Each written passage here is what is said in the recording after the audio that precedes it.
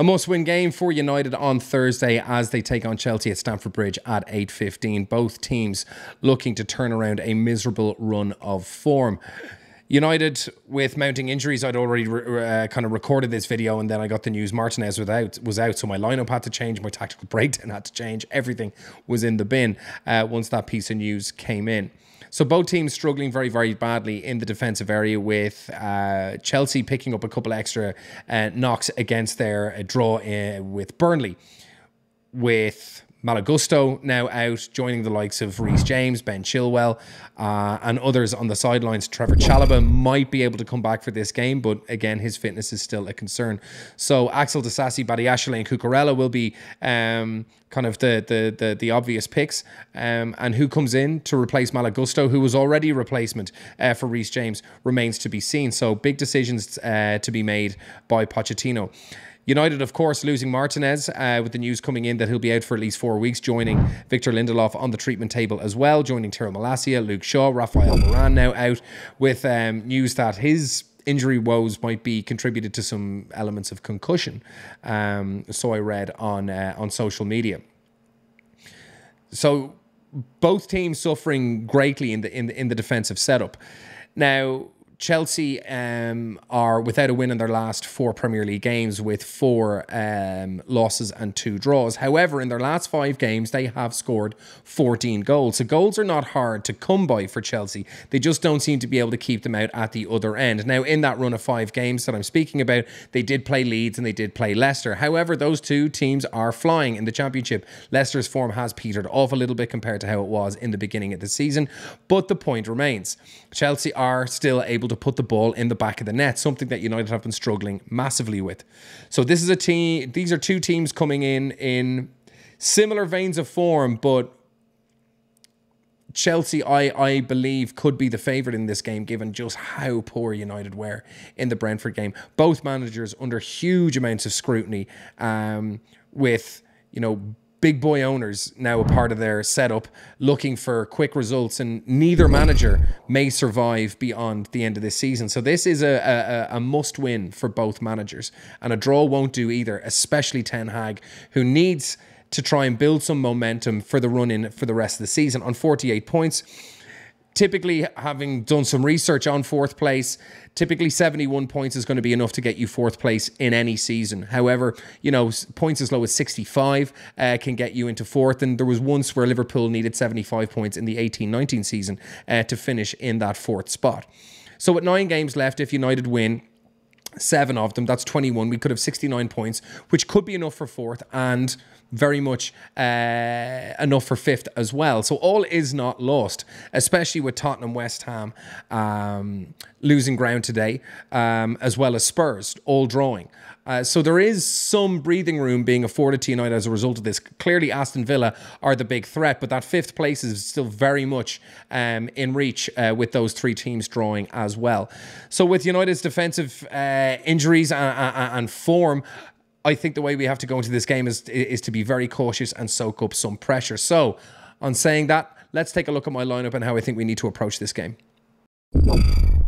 So with the joke that is United's mounting injury crisis, it looks like Willy Kamwala is going to have to come in for another important game, as he did a number of months back, and seemed to do a reasonable enough job. So a very big task ahead of the young Frenchman in this game. So, I mean, looking at this, I think it's safe to say that we'll be looking at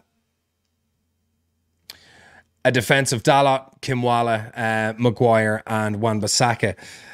Not a huge amount of movement is going to be possible out of this back line with Dalot playing on the wrong side. I don't think there's going to be much chance for overlapping, because it's quite clear he's going to have to come in onto his inside foot. He's not going to be crossing anything with his left foot. So overlapping with our left-sided attacker is going to be difficult. There will be opportunities for him to come into the midfield and join up to create a box midfield, anchoring it with Casemiro or Mainu, while Mainu or Casemiro goes forward with Bruno Fernandes. But it looks pretty clear that these are the only options available to Ten Hag going into this game. Now, coming into the midfield, it's going to be Mainu, Casemiro and Bruno Fernandes. Now, before these injuries, I'd actually toyed with dropping Bruno and having Mason Mount coming into that number 10 position, because Bruno, he does need to be dropped. But playing away from home in a must-win game with a squad that is absolutely rife with injuries with so many young lads, to drop your captain and someone of Bruno Fernandes's stature, someone who really does want to play, could be quite bad for Ten Hag, for someone who's struggling to get a tune out of these players. If he was to drop his captain as well, it could be a problem. However, based on purely footballing reasons, Bruno should be dropped, but I know he won't. So for the sake of this preview, I'm going to include him because I know he will, but it wouldn't, all things being equal, I would not include Bruno as a starter in this team. And then we've got Mason Mount coming in on the left. Obviously, that means Marcus Rashford is to be dropped, with Højlund and then Garnacho on the right-hand side. Now, I'd actually toyed with Bruno and Rashford on the bench, with Mount in number 10, Garnacho on the left, with Amad Diallo on the right.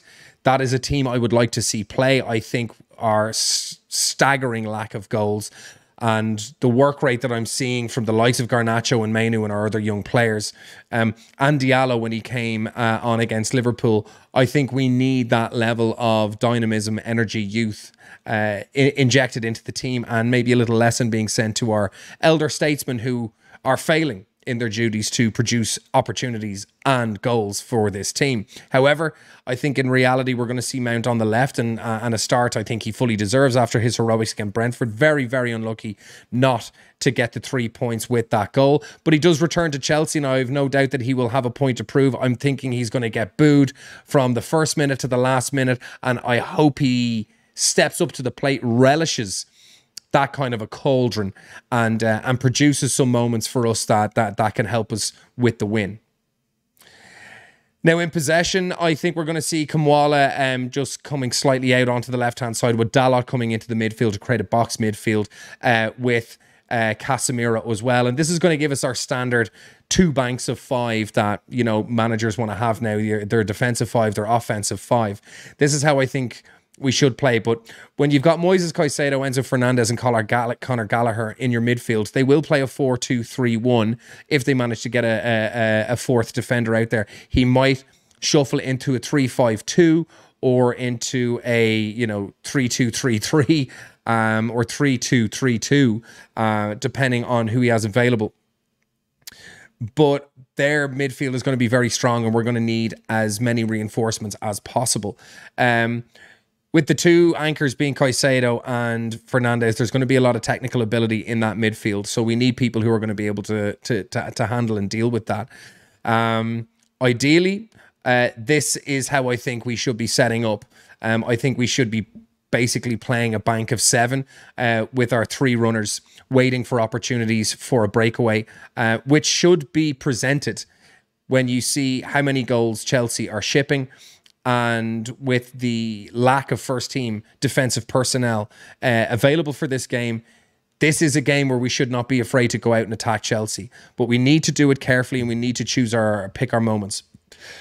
One thing United have been doing is giving away far too many opportunities and not creating enough at the other end. I mean, we're terribly bad at both ends of the pitch, which is not good news for Ten Hag and his prospects of staying beyond this season.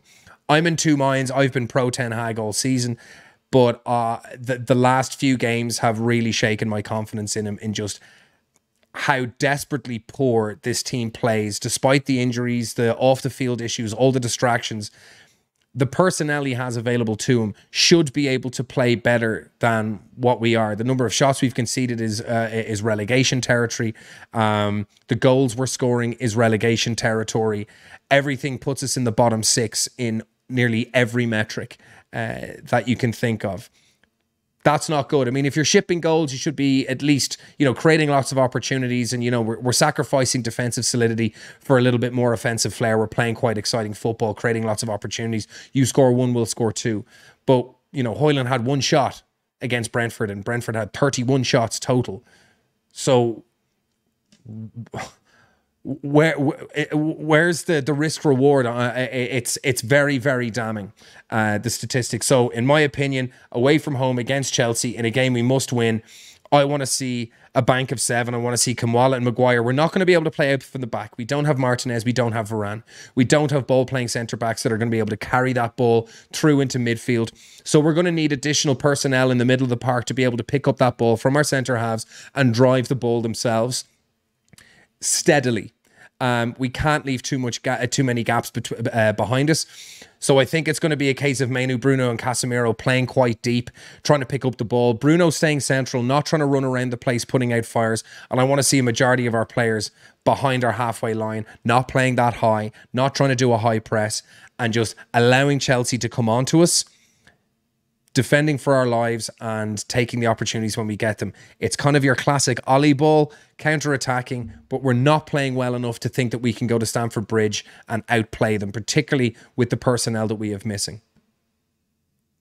Now, the good thing about Garnacho and Mount is that they can alternate sides. They can alternate wings. Garnacho, as we've seen, is very comfortable on the left, and he's kind of made a name for himself in the first team on the right, to the detriment of Anthony. Mount, believe it or not, even though he's played centrally and majority of his career on the left-hand side, he is inverted. He's also ambidextrous. He can play with his right, he can play with his left. He's actually right-footed. He likes to come in off the left and shoot, but he's quite ambidextrous. So he's got a lot of flexibility, and those two swapping wings is something I would like to see to try and stretch and confuse the Chelsea defence, and to give them just something extra to think about in the absence of an additional man up front, because we're trying to be so tight at the back.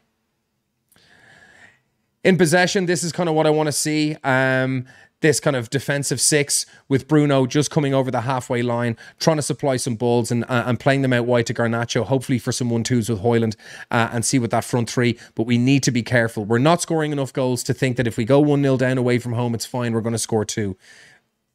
This could be a kind of a smash and grab 1-0. A very cagey affair. Chelsea aren't going to want to lose this either. Chelsea have not won in their last 6 games. They've drawn 2 and lost 4. But they have scored 14 goals in their last 5. So they are able to score. There's definitely no problems there. And with Cole Palmer, with 21 goals and assists, goal involvements to his name, I think that's 13 goals and 8 assists. He joins a very, very unique club. He joins the likes of Diego Costa, Cesc Fabregas, Eden Hazard, and Jimmy Floyd Hasselbank as players who have reached 20 goal involvements in a single season. Not bad for a young lad in his first ever season at Chelsea.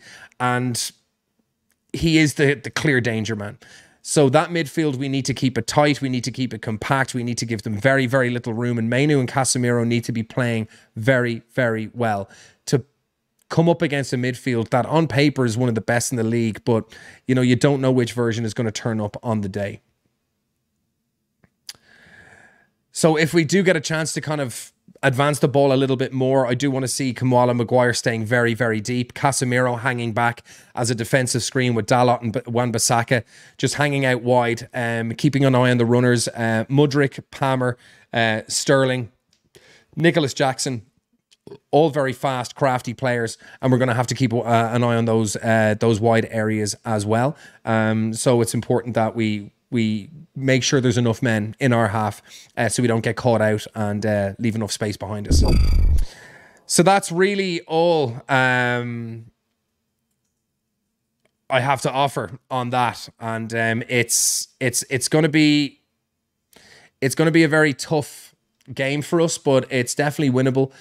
2 teams coming in with very patchy, poor levels of form, but Chelsea are definitely the stronger goal threat, and with the defensive frailties, there should be goals. But I did say that against the Brentford in the Brentford game, and it was very cagey. Brentford probably should have had about 2 or 3 goals before the full-time whistle. So for there only to have been 2 goals so late into extra time, I found very surprising. But I think everyone was surprised at how few goals went in for Brentford, given the amount of chances. 4 shots off the post as well. So I think it's going to be back to basics. This idea of going to Stamford Bridge and playing Chelsea with attacking flair and bravery is just stupid. We need to sit back. We need to wait for our opportunities, soak up the pressure, and use the speed of Mason Mount, Højlund, and Garnacho. We've obviously got Marcus Rashford and Amad Diallo to come off the bench as well. Anthony as well, who's always going to be able to put in a shift, especially defensively, to help protect Aaron Wan-Bissaka from Chelsea's left-sided attack. So yeah, that's my prediction. I think it's going to be 1-0 to United because I got to stay positive, and I think we can snatch a 1-0 win here. I think it's going to be quite cagey. We're going to carve out very few opportunities, and I think we're going to have to take the few opportunities we get with some sniper-like shooting. Please put your thoughts in the comment section. Do you think that lineup is accurate? Do you think it's okay to play Mount ahead of Rashford? Would you continue to play Rashford? Do we need the work rate of Anthony on that right-hand side? Would you put Garnacho on the left, maybe have Diallo on that right-hand side, maybe Mount in the number 10 and drop Bruno? Please put your thoughts in the comments. Would love to hear your guys' feedback on how you think this game is going to go and how you think we should line up. As always, thank you very, very much for joining me. Hit that like button, hit subscribe, hit notifications. Enjoy the match, and I'll see you tomorrow for another dose of Inside Man United news. Take care. Bye-bye.